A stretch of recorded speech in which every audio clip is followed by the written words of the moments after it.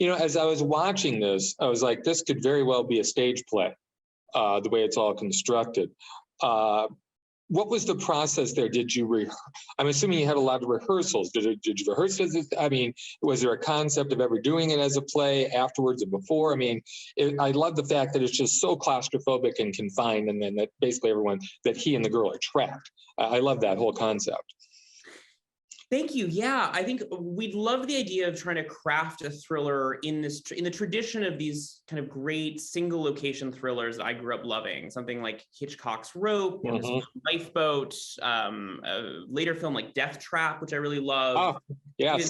Sidney Lumet's 12 Angry Men is, I think, one of my favorite films. And I mean, we talked about 12 Angry Men every day when we were making the outfit. I just love this idea of taking this one set and using it to create this ever-increasing sense of tension throughout the film. The characters feel like they're trapped and they want to get out, and we want them to get out, but they can't. And so we feel the tension sort of never lets up. It only kind of keeps gripping at us. And I think what because we were kind of shooting on this one space, that allowed us to sort of take some elements from what might be a theatrical production and figure out how to use them to our advantage. I think from a production standpoint, obviously shooting on one big set, it creates any number of challenges. And I think we said to ourselves very early on, okay, here are the challenges. What are the opportunities here? What can we do because we're on this one set that a more traditional film couldn't do? And so one of those things was shooting the film entirely in order. Day one of production, we started on the first scene. Day 24, we wrapped with the last scene. We just shot the entire film straight through in order. Which I had never done before. I think none of the cast or crew had ever shot a film completely in order before. And I will say, from a performance perspective, the cast just loved it.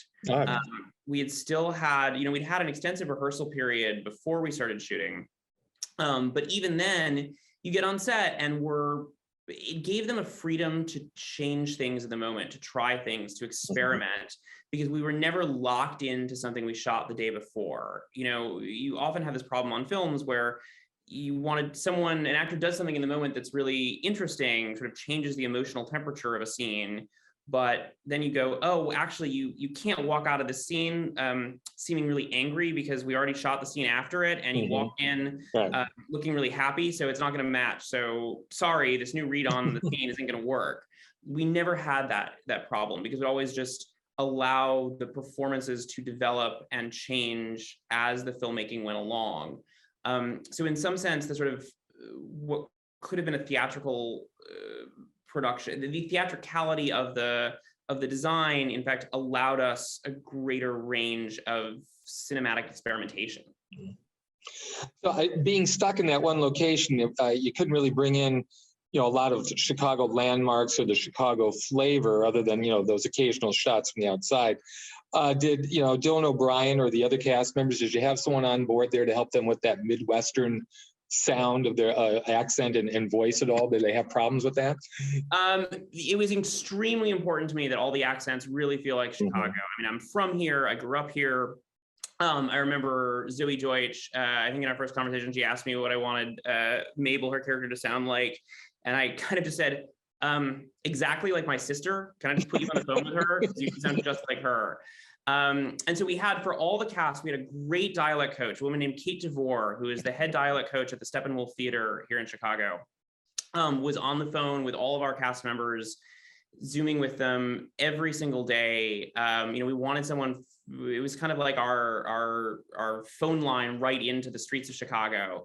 Because she was here. I mean, she's at Steppenwolf. She does Chicago accents, are her bread and butter, and she's great. And she was so great with all the different actors to help them craft extremely period-specific Chicago accents that they're both very accurate and all slightly different from each other, because these people all grew up in slightly different neighborhoods from different parts of the city. They have different family backgrounds.